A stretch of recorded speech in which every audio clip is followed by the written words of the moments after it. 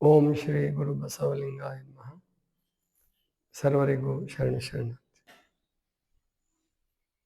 12ನೆಯ ಸೂತ್ರ, 2ನೇ ಅಧ್ಯಾಯದಲ್ಲಿ ಸಾಧನಾ ಪಾದ, ಅದರಲ್ಲಿ 12ನೆಯ ಸೂತ್ರ. ಕ್ಲೇಶ ಮೂಲ ಕರ್ಮಾಶಯೋ ದೃಷ್ಟಾದೃಷ್ಟ ಜನ್ಮ ವೇದನೀಯ. ಕ್ಲೇಶ ಮೂಲ ಅಂದರೆ ಈ ಕ್ಲೇಶ ಮೂಲ ಕರ್ಮಾಶಯೋ, ಈ ಕ್ಲೇಶಗಳಿಂದ ಕರ್ಮಗಳು ಸಂಚಿತವಾಗುತ್ತವೆ, ಕೂಡಿಕೊಳ್ಳುತ್ತವೆ.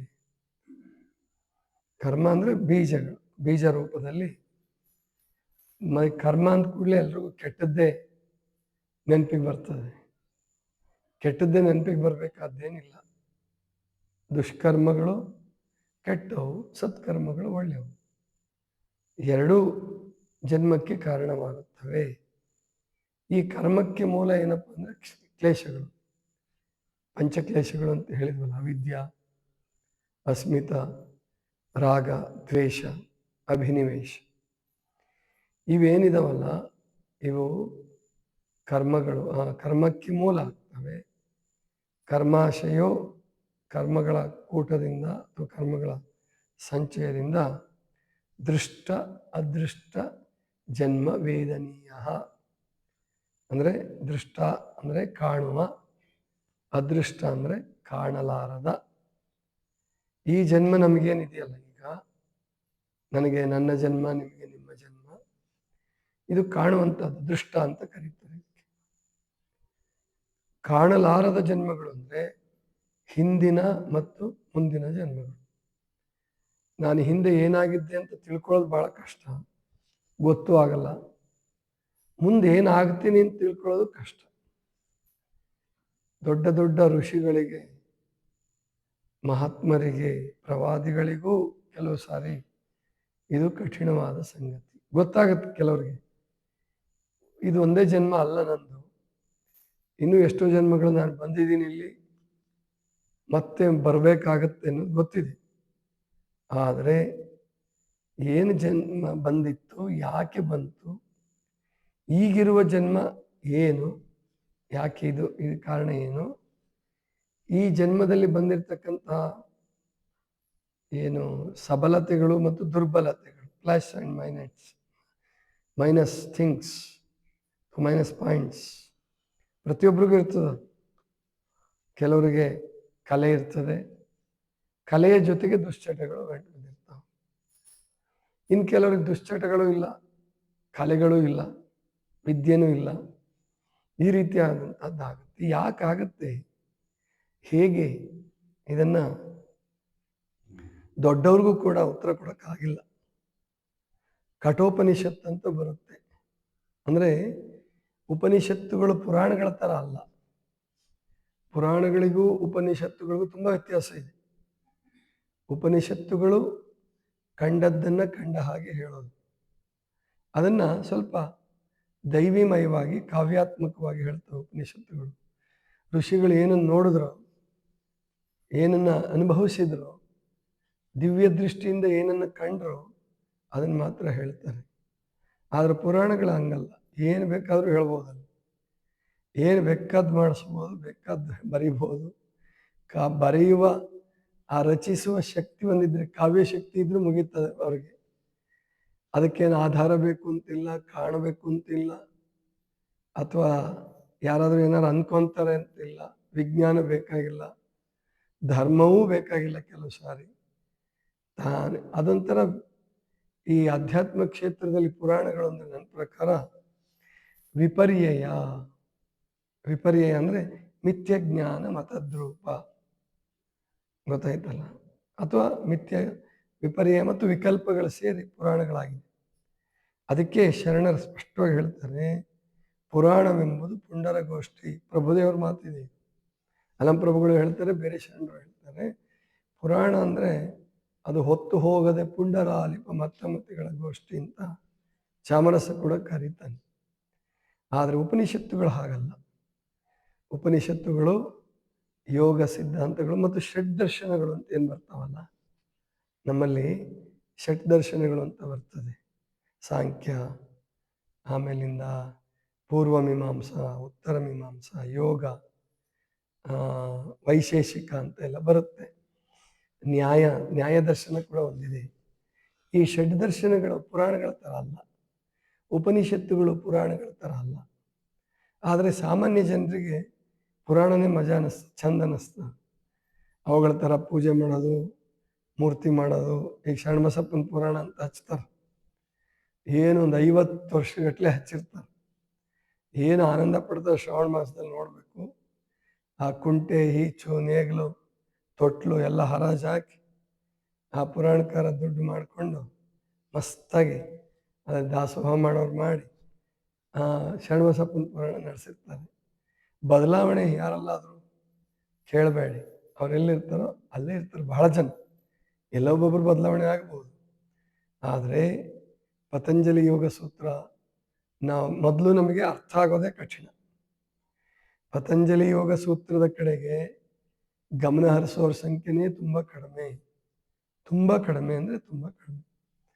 ನಮ್ಮ ಕನ್ನಡ ಭಾಷೆಯಲ್ಲಿ ಪತಂಜಲಿ ಬಗ್ಗೆ ಪುಸ್ತಕ ಬರೆದವರು ಮೊಟ್ಟ ಮೊದಲಿಗೆ ಆ ಸೂತ್ರಗಳಿಗೆ ಟೀಕು ಬರೆದವರು, ಶರಣರ ವಚನಗಳನ್ನು ಆಧಾರವಾಗಿಟ್ಕೊಂಡು ತಮ್ಮ ಸ್ವಾನುಭವವನ್ನು ಆಧಾರವಾಗಿಟ್ಕೊಂಡು ಬರೆದವರು ಅಂದರೆ ಪೂಜ್ಯ ಜ್ಞಾನಯೋಗಾಶ್ರಮದ ಮಲ್ಲಿಕಾರ್ಜುನ ಸ್ವಾಮಿಗಳು, ಅಂದರೆ ಸಿದ್ದೇಶ್ವರಪ್ಪಗಳ ಗುರುಗಳು. ಅವ್ರ ನಂತರ ಒಂದು 3-4 ಜನ ಬರೆದಿದ್ದಾರೆ. ಆದರೆ ಹೆಚ್ಚಾಗಿ ಮಲ್ಲಿಕಾರ್ಜುನ ಸ್ವಾಮಿಗಳ ಕಾಪಿಯನ್ನೇ ಮಾಡಿದ್ದಾರೆ ಅವರೆಲ್ಲ ಹೆಚ್ಚಾಗಿ. ಸ್ವಲ್ಪ ಎಲ್ಲ ಕೆಲವು ಶಬ್ದಗಳು ತಮ್ಮದಿರ್ಬೋದು. ಮತ್ತು ಇವರು ಕೂಡ ಬರೆದವರು ಎಲ್ಲರೂ ಒಬ್ಬ ಟೀಕು ಬರೆದಿದ್ದಾರೆ. ಅದಕ್ಕೆ ಅವರ ಸಂಸ್ಕೃತದಲ್ಲಿ ಬರೆದಿದ್ದಾರೆ. ಅದನ್ನು ಅನುಸರಿಸ್ಕೊಂಡು ಹೆಚ್ಚು ಪತಂಜಲಿ ಯೋಗ ಸೂತ್ರಗಳಿಗೆ ಟೀಕು ಬರೆದಿದ್ದಾರೆ ಕನ್ನಡದಲ್ಲಿ ಅಥವಾ ಬೇರೆ ಬೇರೆ ಭಾಷೆಯಲ್ಲಿ. ಮೊಟ್ಟ ಮೊದಲು ಸಂಸ್ಕೃತದಲ್ಲಿ ಬರೆದರು. ಈ ಸಂಸ್ಕೃತದಲ್ಲಿ ಬರೆದಂತಹ ಟೀಕು ಬರೆದಂತಹ ವಿದ್ವಾಂಸರು ಅವರು ಅನುಭಾವಿಗಳು ಅನ್ನೋದಕ್ಕಿಂತ ವಿದ್ವಾಂಸರು, ಪಂಡಿತರು. ಶಬ್ದಗಳನ್ನು ಹಿಂಜವರು. ಆಗ ಶಬ್ದಗಳನ್ನು ಹಿಂಜಕ್ಕೆ ಹೋದರೆ ಪತಂಜಲಿಗಳು ನಮ್ಗೆ ಅರ್ಥ ಆಗಲ್ಲ, ಪತಂಜಲಿ ಸೂತ್ರಗಳು ನಮ್ಗೆ ಅರ್ಥ ಆಗೋದು ಕಷ್ಟ. ಕೆಲವು ಸೂತ್ರಗಳು ಅರ್ಥನೇ ಆಗಲ್ಲ. ಶಬ್ದಕ್ಕಿಂತ ಹೆಚ್ಚಾಗಿ ಜೀವನಾನುಭವ, ಸ್ವಾನುಭವ ಮತ್ತು ದೈವಿ ಕೃಪೆಯನ್ನು ನಾವು ಬೇಡಬೇಕು. ನಾವೇನನ್ನೇ ಹೇಳಬೇಕಾದ್ರೂ ಕೂಡ ಗುರುಕೃಪೆ, ದೈವಿ ಕೃಪೆಯನ್ನು ಹಾರೈಸ್ಕೊಂಡು ಬೇಡ್ಕೊಂಡು ಹೇಳಿದಾಗ ನಮಗೆ ಕೆಲವು ಹೊಸ ಹೊಳಹುಗಳು ಬರ್ಬೋದು. ಅದನ್ನು ಪತಂಜಲಿಗಳು ಕೂಡ ಮೇಲಿಂದ ಮೇಲೆ ಹೇಳ್ತಾರೆ, ಈಶ್ವರ ಪ್ರಣಿಧಾನ ಅಂತ ಹೇಳ್ಬಿಟ್ಟು. ಹಾಗೆ ಆ ದೈವಿ ಕೃಪೆ, ಗುರುಕೃಪೆಯಿಂದ ಈ ಒಂದು ಪತಂಜಲಿ ಯೋಗ ಸೂತ್ರದ ಪ್ರವಚನ, ಇದರ ಮೇಲಿನ ಪ್ರವಚನವನ್ನು ನಾವು ಕೆಲವು ದಿನಗಳಿಂದ ನಡೆಸ್ತಾ ಇದ್ದೀವಿ. ಶಿವಯೋಗ ನೋಡಬೇಕು ಅಂತ ಹೊರಟೆ, ಶಿವಯೋಗದ ಬಗ್ಗೆ ಹೇಳುವಾಗ ಧ್ಯಾನ ಯೋಗ ಅಂತ ಬರ್ತದೆ. ಪತಂಜಲಿ ಯೋಗ ಧ್ಯಾನ ಯೋಗವೇ ಆಗಿದೆ. ಅಷ್ಟಾಂಗ ಯೋಗ ಅಂತ ಕರಿಬಹುದು, ಧ್ಯಾನ ಯೋಗ ಅಂತ ಕರಿಬಹುದು, ಪತಂಜಲಿ ಯೋಗ ಅಂತ ಕರಿಬಹುದು. ಇಂತಹದ್ದನ್ನು ನಾವು ಸುಮಾರು ಈಗ ಒಂದು 2 ತಿಂಗಳ ಮೇಲಾಯಿತು ಅಂತ ಕಾಣಿಸುತ್ತೆ, ಅಥವಾ 3 ತಿಂಗಳೇ ಆಗ್ತಾ ಬಂದಿರ್ಬೋದು. ಮಧ್ಯೆ ಕೆಲವು ದಿವಸ ಬಂದಾಗಿರುತ್ತೆ ಕಾರಣಾಂತರಗಳಿಂದ, ಕಾರ್ಯಕ್ರಮಗಳಿಂದ. ಅಷ್ಟು ಬಿಟ್ಟರೆ ನಿರಂತರವಾಗಿ ನಾವು ಇದ್ರ ಬಗ್ಗೆ ತಿಳ್ಕೊಳ್ತಾ ಇದ್ದೀವಿ. ಬಹಳ ಮುಖ್ಯವಾದ ಘಟ್ಟಕ್ಕೆ ನಾವು ಇವಾಗ ಬರ್ತಾ ಇದ್ದೀವಿ. ಕ್ಲೇಶ ಮೂಲ ಕರ್ಮಾಶಯೋ ದೃಷ್ಟ ಜನ್ಮ ವೇದನೀಯ. ವೇದನೀಯ ಅಂದರೆ 2 ಅರ್ಥ ಮಾಡ್ಬೋದು. ಒಂದು ವೇದನೆ ಅಂದರೆ ನೋವು ಅಂತ ಅರ್ಥ, ಇನ್ನೊಂದು ವೇದ ಅಂದರೆ ಜ್ಞಾನ ಅಂತ ಅರ್ಥ. 2 ಅರ್ಥ ಇದೆ. ವೇದನೆ ಅಂದರೆ ನೋವು, ವೇದ ಅಂದರೆ ಜ್ಞಾನ. ಅಂದರೆ ಕ್ಲೇಶ ಮೂಲ ಅಂತ ಹೇಳಿರೋದ್ರಿಂದ ಇಲ್ಲಿ ವೇದನೀಯ ಅಂದರೆ ಇಲ್ಲಿ ನೋವು ಅಂತ ತಗೊಳ್ಬೇಕು. ದೃಷ್ಟ ಜನ್ಮ ಮತ್ತು ಅದೃಷ್ಟ ಜನ್ಮಗಳಲ್ಲಿ ಅನುಭವಿಸುವ ನೋವಿಗೆ, ಅಂದರೆ ಕರ್ಮಾಶಯವೇ ಕಾರಣ, ವಿಪಾಕವೇ ಕಾರಣ.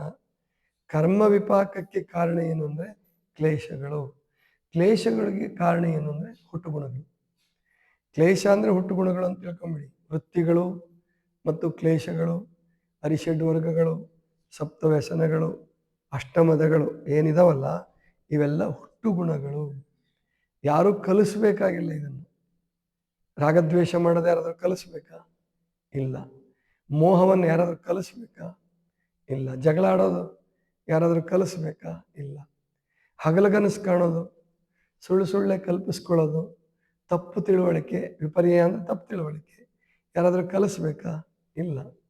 ಕಾಮ, ಕ್ರೋಧ, ಲೋಭ, ಅರಿಷಡ್ ವರ್ಗಗಳು ನಿಂಗೆ ಆಚರಣೆ ಮಾಡಿ ಅಂತ ಯಾವುದಾದ್ರೂ ಶಾಲೆಯಲ್ಲಿ ಪಾಠ ಹೇಳಿಕೊಟ್ಟಿದ್ದಾರಾ? ಇಲ್ಲ.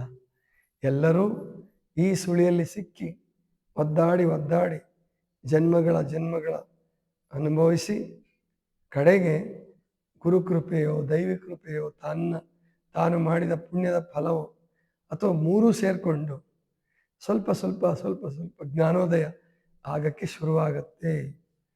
ಅದಕ್ಕೆ ಇಷ್ಟು ತಿಳ್ಕೊಳ್ಳಿ, ಇಲ್ಲಿ ಹುಟ್ಟುಗುಣಗಳ ಬಗ್ಗೆ ಹುಟ್ಟುಗುಣ ಅನ್ನೋ ಶಬ್ದ ಬಳಸಿಲ್ಲ. ಜನ್ಮ ಅನ್ನೋದು ಹುಟ್ಟು ಅಂತ ಬಳಸ್ತಾರೆ ನಮ್ಮಲ್ಲಿ.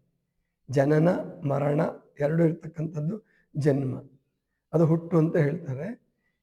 ಇಂಗ್ಲೀಷಲ್ಲಿ ಈ ಇನ್ಸ್ಟಿಂಕ್ಟ್ ಅನ್ನೋ ಶಬ್ದ ಹೇಳಿದ್ದು, ಸ್ಪಷ್ಟವಾಗಿ ಹೇಳಿದ್ದು, ಜೊತೆಗೆ ಈ ಹುಟ್ಟು ಗುಣಗಳನ್ನು ಕಂಡು ಹಿಡಿದಿದ್ದು ಅಂದರೆ ಒಂದು ಕ್ರಮವಾಗಿ ಹೇಳಿದ್ದು ಸಿಗ್ಮಂಡ್ ಫ್ರಾಯ್ಡ್ಗಿಂತ ಚೆನ್ನಾಗಿ ಹುಟ್ಟು ಗುಣಗಳನ್ನು ನಮ್ಮಲ್ಲಿ ಹೇಳಿದ್ದಾರೆ ಋಷಿಗಳು. ಆದರೆ ಅವುಗಳಿಗೆ ಹುಟ್ಟುಗುಣ ಅನ್ನೋ ಶಬ್ದ ಬಳಸಿಲ್ಲ. ಹರಿಷಡ್ವರ್ಗಗಳನ್ನು ಬಳಸಿದ್ರು, ಸಪ್ತವ್ಯಸನಗಳನ್ನು ಬಳಸಿದ್ರು, ಅಷ್ಟಮದಗಳು ಅಂತ ಬಳಸಿದ್ರು, ಪಂಚಕ್ಲೇಶಗಳು ಅಂತ ಬಳಸಿದ್ರು, ಮತ್ತು ತ್ರಿಗುಣಗಳು ಅಂತ ಬಳಸಿದ್ದಾರೆ. ಸತ್ವ, ರಜ, ತಮ ಇದಿದೆಯಲ್ಲ, ಇವು ಕೂಡ ಹುಟ್ಟುಗುಣಗಳೇ, ಅಂದರೆ ತ್ರಿಗುಣಗಳು ಅಂತ ಬಳಸ್ತಾರೆ.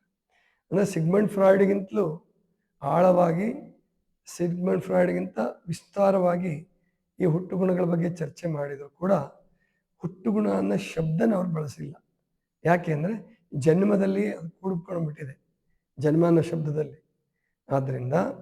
ಆದರೆ ನಾವು ಈ ಸಿಗ್ಮಂಡ್ ಫ್ರಾಯ್ಡನ್ನ ಇನ್ಸ್ಟಿಂಕ್ಟ್ ಅನ್ನೋ ಶಬ್ದವನ್ನು ಬಳಸ್ಕೊಂಡಾಗ ಇನ್ನೂ ಚೆನ್ನಾಗಿ ಅರ್ಥ ಮಾಡ್ಕೊಳ್ಬೋದು ನೀವು. ಇನ್ಸ್ಟಿಂಕ್ಟ್ ಇವೆಲ್ಲ ಹುಟ್ಟುಗುಣಗಳು, ಕ್ಲೇಶಗಳು ಕೂಡ ಹುಟ್ಟುಗುಣಗಳು. ಆದ್ದರಿಂದ ಈ ಹುಟ್ಟುಗುಣಗಳು ಪ್ರತ್ಯೇಕ ಬೇರೆ ಬೇರೆ ಥರ ಯಾಕಿರ್ತವೆ?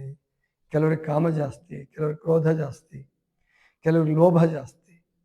ಎಂತಹ ಲೋಭ ಇರ್ತದಂದರೆ ಅವ್ರು ಬೇಕಿದ್ರೆ ಹಣ ಸಂಗ್ರಹಕ್ಕೋಸ್ಕರ ಏನು ಬೇಕಾದರೂ ಮಾಡ್ತಾರೆ, ಮದುವೆನೂ ಮಾಡ್ಕೊಳ್ಳಲ್ಲ, ಸರಿಯಾಗಿ ಊಟನೂ ಮಾಡಲ್ಲ, ಏನೂ ಮಾಡಲ್ಲ, ಹಣ ಸಂಗ್ರಹ ಮಾಡೋದೇ ಅವ್ರ ಗುರಿ.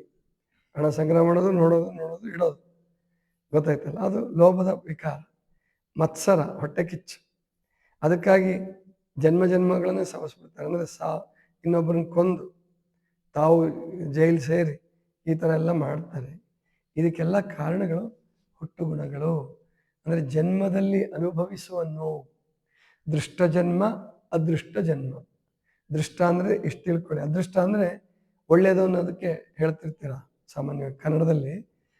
ನಿಮ್ಮ ಅದೃಷ್ಟ ಚೆನ್ನಾಗಿದೆ, ನಿಮ್ಮ ಅದೃಷ್ಟ ಚೆನ್ನಾಗಿಲ್ಲ. ಅದೃಷ್ಟ ಅಂದರೆ ಪರಮಾತ್ಮನ ಕೃಪೆ ಅಥವಾ ಪರಮಾತ್ಮನ ಮುನಿಸವನ್ನು ಆ ಲೆಕ್ಕದಲ್ಲಿ ಬಳಸ್ತಾ ಇದ್ದೀರಾ. ಅದೃಷ್ಟ ಅಂದರೆ ಶಬ್ದಶಃ ಅರ್ಥ ಕಾಣಲಾರದ್ದು, ವಿಧಿ, ನಿಯಮ, ನಿಯತಿ ಅಥವಾ ಋತ ಅಂತ ಕರೆದಿದ್ದಾರೆ. ಇದಕ್ಕೆ ವಿಧಿಗೆ ಋತ ಅಂತ ಕೂಡ ಕರಿಬಹುದು.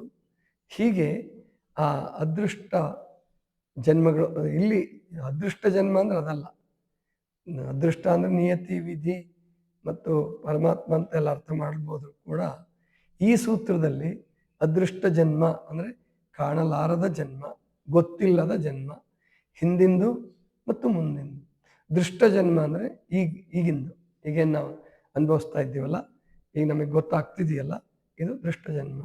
ದೃಷ್ಟಾದೃಷ್ಟ ಜನ್ಮಗಳಲ್ಲಿ ಅನುಭವಿಸುವಂತಹ ವೇದನೆಗೆ ಕಾರಣ ಕ್ಲೇಶ ಮೂಲ ಕರ್ಮಾಶಯೋ ದೃಷ್ಟಾದೃಷ್ಟ ಜನ್ಮ ವೇದನೀಯ. ಕಾಣುವ ಕಾಣಲಾರದ ಜನ್ಮಗಳಿಗೆ, ಕಷ್ಟಗಳಿಗೆ ಕಾರಣ ಏನಪ್ಪ ಅಂದರೆ ಈ ಏನು ಪಂಚಕ್ಲೇಶಗಳಿಗೆ ಕಾರಣ ಹುಟ್ಟುಗುಣಗಳು. ಕರ್ಮ ಅನ್ನುವಂಥದ್ದು ಅದು ಹಿಂದಿನ ಜನ್ಮದಿಂದ ಬಂದಿರತಕ್ಕಂಥದ್ದು. ಅದಕ್ಕೆ ಸುಲಭವಾಗಿ ಹೇಳೋದು ನಮ್ಮ ಹಿರಿಯರು, ಸತ್ಕರ್ಮಗಳನ್ನು ಮಾಡ್ರಪ್ಪ, ಒಳ್ಳೇದು ಮಾಡಿ, ಪುಣ್ಯ ಗಳಿಸ್ಕೊಳ್ಳಿ, ಏನೋ ಹಿಂದಿನ ನಮಗೆ ಗೊತ್ತಿಲ್ಲ, ಪಾಪ ಮಾಡಿದೆವೋ ಪುಣ್ಯ ಮಾಡಿದೆವೋ, ಈ ದುಃಖಕ್ಕೆ ಏನು ಕಾರಣ ಗೊತ್ತಿಲ್ಲದೆ ಇದ್ರೂ ಕೂಡ ಇಲ್ಲ ಅಂತ ಭಾವಿಸ್ಕೋಬೇಡಿ. ಏನೋ ಬಂದಿದೆ, ಯಾಕೋ ಬಂದಿದೆ ಹಂಗಿಲ್ಲ. ಪ್ರತಿಯೊಂದಕ್ಕೂ ಒಂದು ಕಾರಣ ಇದೆ. ಆದ್ದರಿಂದ ನಾವಿಲ್ಲಿ ತಿಳ್ಕೋಬೇಕು, ಈ ಜನ್ಮಕ್ಕೆ ಕಾರಣ ನಮ್ಮ ಕರ್ಮಗಳು, ಕರ್ಮಕ್ಕೆ ಕಾರಣ ಕ್ಲೇಶಗಳು, ಕ್ಲೇಶಕ್ಕೆ ಕಾರಣ ಹುಟ್ಟುಗುಣಗಳು. ಈ ಹುಟ್ಟುಗುಣಗಳಿಗೆ ಕಾರಣ ಅವಾಗ ಬಂದಿರೋದು, ಶಕ್ತಿ ಬಂದಿರೋದು ನಮ್ಮ ಹಿಂದಿನ ಕರ್ಮಗಳು ಮತ್ತು ಕರ್ಮಗಳಿಗೆ ಹೋಗ್ತದೆ. ಆದ್ದರಿಂದ ಅದನ್ನು ಗೆಲ್ಲೋದು ಮುಖ್ಯ. ಅದಕ್ಕೆ ಯೋಗ ಬೇಕು, ಗುರು ದೀಕ್ಷೆ ಬೇಕು, ಸಂಸ್ಕಾರ ಬೇಕು, ಜೊತೆಗೆ ಸಾಧನೆ ಬೇಕು, ಸರಿಯಾದ ಮಾರ್ಗದಲ್ಲಿ ನಡಿಬೇಕು.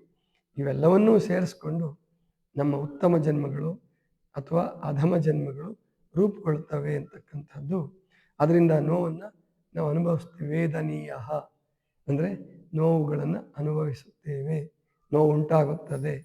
ಇಲ್ಲಿ ವೇದ ಅಂದರೆ ಜ್ಞಾನ ಅಂತಲ್ಲ, ಅಥವಾ ತಿಳುವಳಿಕೆ ಅಂತಲೂ ಬಳಸ್ಕೋಬೋದೇನೋ ಕಷ್ಟಪಟ್ಟು, ಅಲ್ಲ. ಇಲ್ಲಿ ವೇದನೀಯ ಅಂದರೆ ನೋವು, ಜನ್ಮ ಜನ್ಮಾಂತರಗಳ ನೋವು ಅನುಭವಿಸೋದಕ್ಕೆ ಇಷ್ಟೆಲ್ಲ ಕಾರಣ ಇದೆ ಅನ್ನುವ ಮಾತನ್ನು ಹೇಳ್ತಾರೆ.